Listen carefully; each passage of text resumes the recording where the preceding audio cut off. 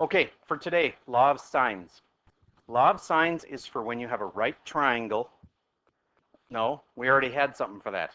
Sine, cosine, and tangent. This is for when you have a non-right triangle.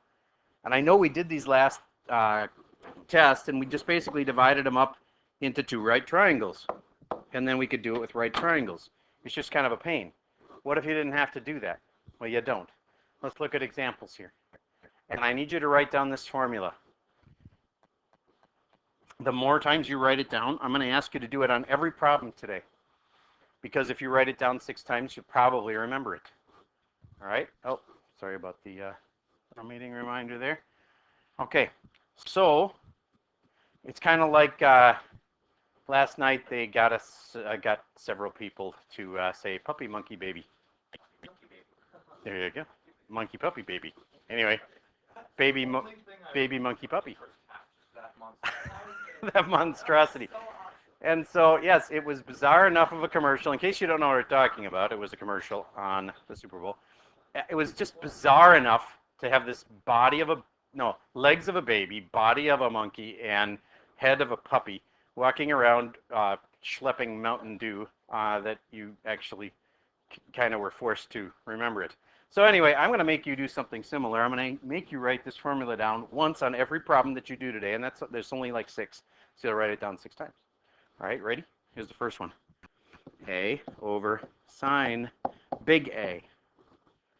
Write this down. A over sine A equals, I want you to take a guess. This formula practically writes itself. Yes? B over sine B. That is correct. Little b over sine of big B. It is. Equals C over sine of big C. And the way these are set up, this angle here we don't know. But can't you figure it out pretty easy because they give us 2 angles so we can figure out the other angle? Okay. And it's have to add up to 180, so this is 130 so far, so that's got to be 50. All right, and that is angle big A. How do I know that? Because it's across from this little a. Little a goes across from big A. And little b here is across from that angle, which is big B. And that logically means this has got to be little c, right? And that's across from this angle right here. So that's got to be big C. Just the same letter goes across from each other. Well, the big angle, the big letter is the angle. All right, so let's unclutter this a little bit. And I guess we can still put big B here and big C here. Okay, so now let's see if you can put this all together. You get that if I just looked at, like, for instance, this and this part of my formulas, if I told you 3 out of those 4 things, you could just solve for the other one? Like if I told you this was 3 and this was 5 and this was like 1/2, I could solve for sine of B. It wouldn't be hard at all because I'd have 3 out of the 4 things. Let me just show you that in a simpler format.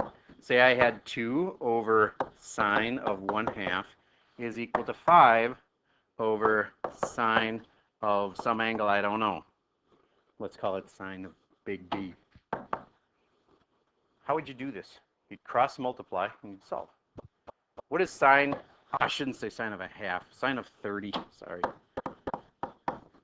you have that one memorized yet? What is sine of 30? It's 1/2. Okay, so you cross this off and put 1/2.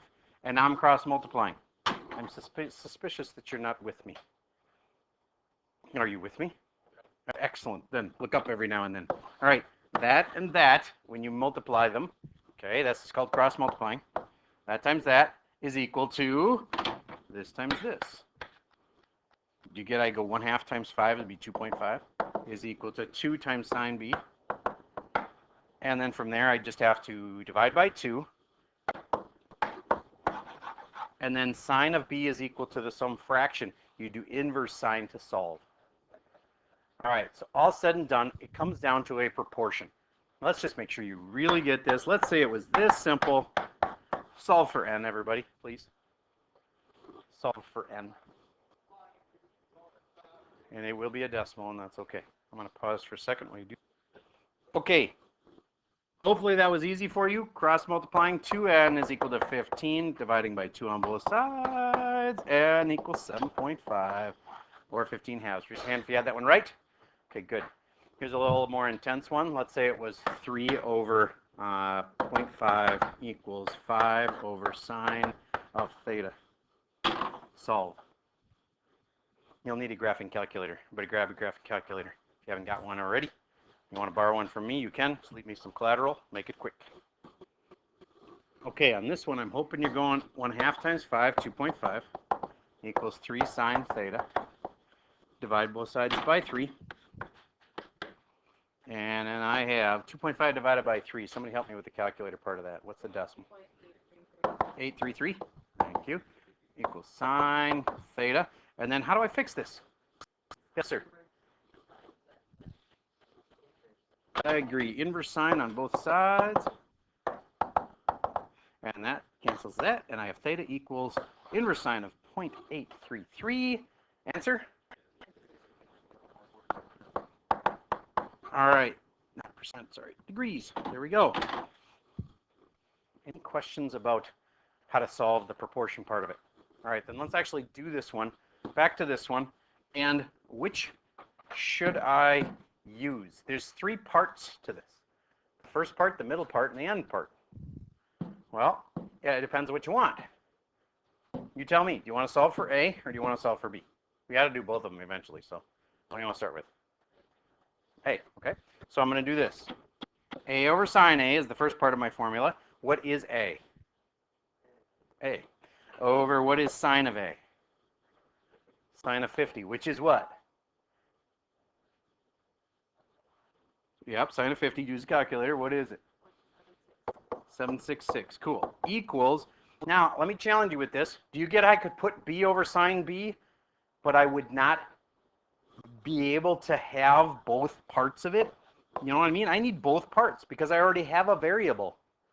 I need to know the top and the bottom of my next fraction I put. So that middle one, if you tried it, you'd end up with B over something, and you can't solve it then. You need both parts, so you got to jump to this one, which we do know. Mr. L, tell me what I should put for those. What is C? Yup, over sine of 110. It's called the law of sines. It only works for the function sine, and then they actually do sine of 110. You know, I've decided I'm not going to try to explain that to you today, given I got to get people out of here quick for that meeting. So I'm not going to try to explain how you can do sine of 110 with right triangles. You actually can, but your calculator is what we're going to use for today.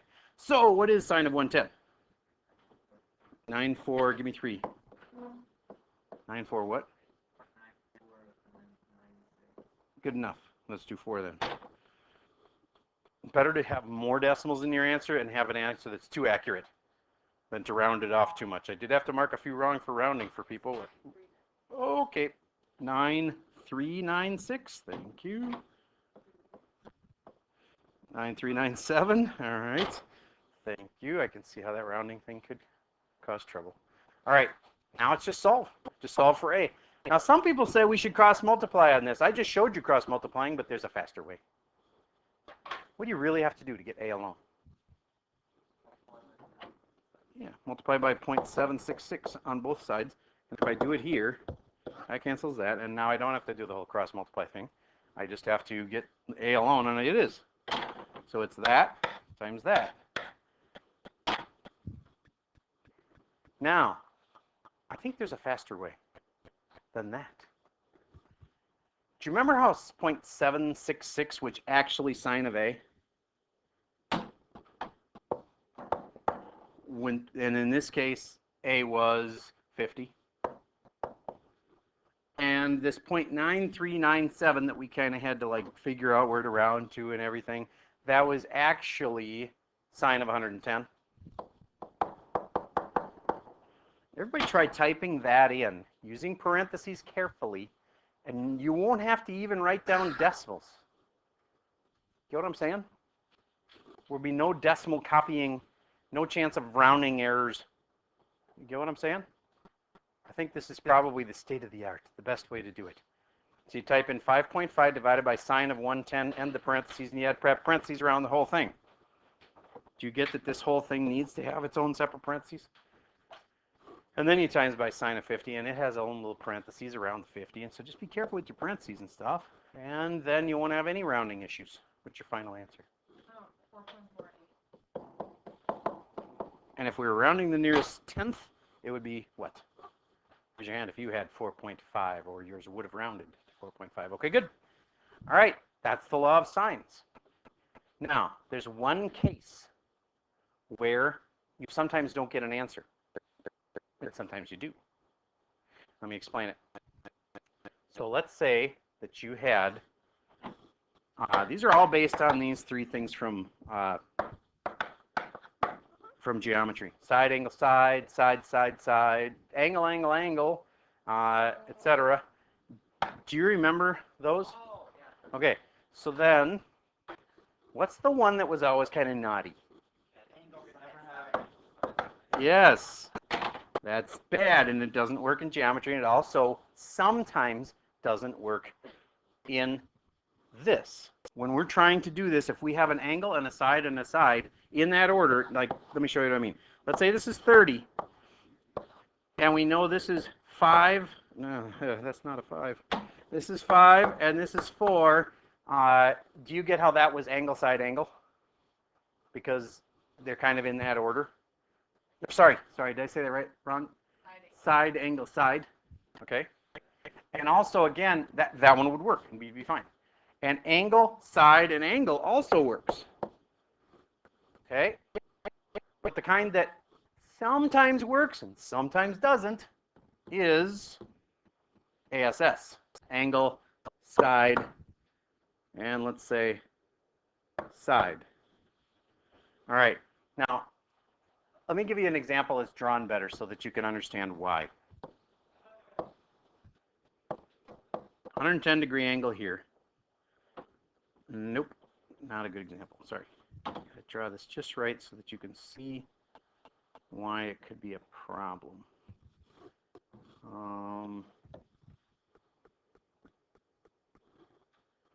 There we go. Okay, so let's say that this is like 37 degrees. And let's say this is like 5. And let's say this is like 4. This last side that we don't know. I'm going to use this. Do you get how the triangle could be constructed this way? Or the triangle could also be constructed that way with a side of 4? Because the formula doesn't know what the picture looks like. Get what I'm saying? The formula only knows the numbers you stick in the picture, from the picture. So the formula is only doing what it's told. And do you get that if the side of 4 could be either like this, or it could be like that? There could be two lines that are both 4 that could both make a triangle. And we don't know how long this bottom side is. Okay, so that's why the angle side thing, where here's an angle, and then a side, and then a side, angle side is dangerous. Now, I can tell you it will sometimes work, but it depends. It depends on the triangle. There are triangles where there's only one way that it could possibly be drawn, and therefore it will work. All right, so let's look at the first couple problems of your homework. Everybody flip to the part that says assignment day 1, and that's going to eventually come up here. I'm jumping very fast because I have people that are leaving soon. Sorry for so many slides. What the? Don't understand. I know it's coming. There, finally. Okay. So, stop it. So, let's draw this first one. 117-degree angle. So that's open pretty wide, right? Well, 90 degree would have been like this. So 117, it's got to be over a little bit further. So like, let's say that. With me so far? Okay. And then it's got a side. And this, by the way, was alpha, which is like that. And that's another name for an A. You get how that's the Greek way to say A? And therefore it kind of goes with the A. All right, so that means the side across from it, over there, is 35. Then B, which could be either of the other two angles, we don't know which one it is, but that B, that side, is 42. So this could be 42 or this could be 42. Do you get there's something wrong with this situation? It's an angle side side. And not only that, you can't draw it this way. Why? Think about it. With that gigantor angle, wouldn't that be across from the biggest side? And therefore, it being across from the 35 as opposed to the 42 means that this is not a drawable triangle. You can't do it. And why? Because you had to be careful because it was an ASS. We all know we have to watch out for those. All right. So this one, not just because it's angle side side, that isn't an automatic, but it's like, oh, be careful if it's an angle side side, because sometimes they'll work, sometimes they won't. So this one doesn't work because that's too big. That should be bigger. That should be the biggest side because it's across from the biggest angle. Why do I know that's the biggest angle? Because you have three angles in a triangle, and if one of them is already bigger than 90, the other two have to be less than 90. Okay, so, all right. So moving over to number 6. Would you please sketch that one and hint? I know it's an angle side side, but this one works. This one you can do. You have to go, I understand. Your assignment is to do all of day 1, and you're pretty much there. Yes. Yes, sir. So on a test, if it's something that you can't draw, what do you do? I would say impossible is good enough. And I would include that because that's kind of the reason that you should be looking out for it to be impossible. I don't want you to start thinking that any triangle you're having a hard time drawing is like, oh, this one's impossible. No, that's a lot of times it's just because they're hard to draw. But if it's an angle side side, and you can't, and you see that there's like a flaw in the logic, like this can't possibly be right, you might be right, and there is no answer. Okay, so on number 6, hopefully this one it's making more sense to you. We got our 117-degree angle here, and then across from that we have a 45. Do you get how that is the biggest side that they gave us? And if it's the biggest side that they gave us, then it can still be done. Oh, not degrees, sorry. 42 is one of the other sides. And that's going to be B. And therefore this is big B. And therefore this is big A, or alpha. Now let's figure out the other sides. Actually, there's only one other side to figure out. Okay, let's figure out this side right here. And that's the one that's across from C, and therefore it's little c.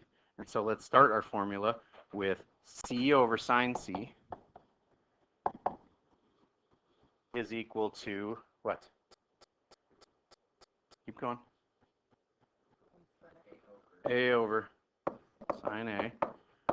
And maybe we should even throw in the B over sine B, because I just realized if I do this part of the formula all alone, do you get I'm not going to have all the parts? I'm not going to have 3 out of 4 parts. Let me just show you what would happen. I don't know C, so I put in C. Sine of C, I don't know that angle either. Holy cow, right there, I can't do it. I can't use this part of the formula because I don't have the angle here yet. All right, so let's skip that part of the formula. Can't use that part yet. Let's start with the next part of the formula. A over sine A, I can do that.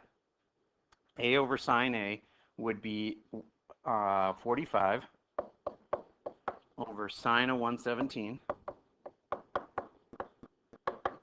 And then B over sine B, do I have something of that? Yes, I do. So I can keep working with this, and it'll eventually lead me to my answer. But B over sine B, B is the little b is this 42. over sine B, which is, I don't know it, but I can figure it out. And once I know that angle, you get what I mean? Once I know sine B, I'll be able to figure out the angle for it, and I know that angle, then I'll know this angle, and then I can go back to using that other part of the formula. All right, so let's solve this. Personally, I think I would cross multiply on this one because it's got the sine B on the bottom over there. So I'd say 45 sine B. True, you can always cross multiply. It's just, sometimes it's easier to not. It'll always work. Well, if you do it right, it'll always work, yes. Okay, now I'm going to divide both sides by 44.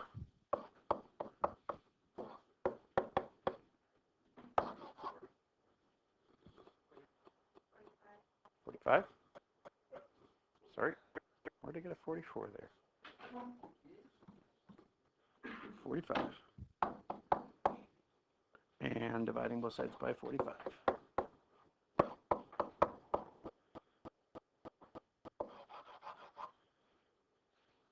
Now it's sine B is equal to all that. Could you help me figure out what that is? Okay, but when it's all done, you can give me a decimal for it, please. Good enough. Awesome. Now I can get B by doing inverse. Inverse sine. So I get inverse sine on both sides.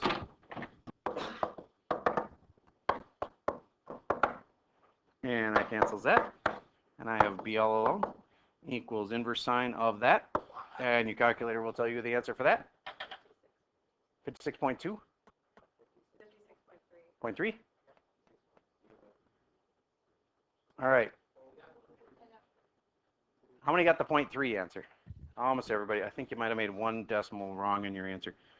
So 56.3. Do I have that for most of you? Is that what you got? Okay, good. So then if I know B is 56.3, I can go back up here and say that's got to be 56.3. And therefore, logically, that has to be, well, I could add a ball up. That adds up to 180. So you take 180 minus 117 minus 56.3. 6.7 degrees. And now I can use this part of the formula. Because now I know it's sine of 6.7. So C over sine of 6.7. Anyway, it won't be super simple. Hey, it's not supposed to be like 7th grade math here. But you can use this little formula. It's very powerful. And do you get that would be an easier way to do non-right triangles? Maybe you'd just rather divide it up into triangles and do it that way. All right. So from here, it's basically drawing pictures. And number 10 says extra practice. That means you do not have to do number 10 when it says that. So again, I would say do all the problems. If you're feeling like you need an extra practice problem, number 10 would be a good option. All right, the hardest ones, and therefore the ones that are most likely R3s on your homework, would be the word problems, which means you got to be able to sketch, and this includes bearings and degrees and those kinds of things. All right, so, and that's it. It goes up to here. This last one's the yellow Sasquatch question. Oh, yeah. Oh, yeah. Any other questions? Okay, you got a whole bunch of time then, which is cool. You got like 25 minutes of work time. Now, I got a couple of reminders of things that are due soon. Number 1, the lab. I wanted to give you a chance to know that, you know, like a reminder that the lab is due. I didn't want to just say, oh, it's Monday, take out your lab, and people forgot over the weekend and whatever. Okay, so the lab, I would suggest you use the write-up. There's a form. Let me show you. You don't have to do this, but you have to have it organized by these topics. So you don't have to write it right on here, but in our Schoology thingy bob, under labs, the yellow folder down there called labs, we have a lab format. In there, you've got your main topics, like you got to say purpose. You don't actually have to say purpose, but when I'm grading it, I'm going to say, okay, everybody look for their purpose. It's worth 2 points. If they can't find your purpose, you might lose points. It wouldn't be too dumb to just label it with these 1, 2, 3, 4, 5 topics. All right, and they will be scored with those points, and so it's out of 20 points. Your sketch can just be you have probably drawn a sketch for your, when you took your data, you know, for your Commons lab. So you might have you measuring this angle here, and then that angle there, and then this is the height of the Commons, and you got that angle and that angle. All right, remember that for this lab, I don't have like a specific set of questions other than find the height of the Commons in 2 ways. Your lab has to have 2 ways to do it. You can't just do it one way. You gotta have 2 ways. And your answers, if they come out far apart, you will be docked if they're far apart. How far is far apart? I would say if they're within 2 meters. And I was originally going to do 1, but if you're within 2 meters of yourself, then those are close. Those are close enough that I'm not going to dock you if they're within 2 meters. Okay, but remember we were pacing, which can throw you off, and we were also, the angles are supposed to be accurate, but some kids are not so good at holding the iPad to line it up just right. And if it's off by even a couple degrees, that can throw you off. You add in a couple degrees off on your measurement and a couple feet off on your pacing, and yeah, you could definitely be off. But if you're too sloppy and you're off by too much, I won't give you I'll just make sure that you don't get a straight A if you're way off, because then you did something kind of poorly. All right, so 2 ways to find the height of the Commons and answer these questions about it. And then the last thing is I am assigning officially a top 20, and it's due Thursday. So if today's homework finishes easily, which it will, I hope, then you have a top 20 due Thursday. It's version number 1. If you were with me first semester, it's the very first one you ever did. Do it again. It's been a long time since you did it. It should be, hopefully the problems aren't all super hard for you. If you are new to me this semester, where you find them is under davidserver.com and then under ACT Prep. On my website, which is my name, and under ACT Prep, that's where you find version 1. Get that done by Thursday. Okay, there is a key, and if you need to, learn from the key. It's practice, but the actual test questions will be just like that. All right, and that's all I've got for you for today.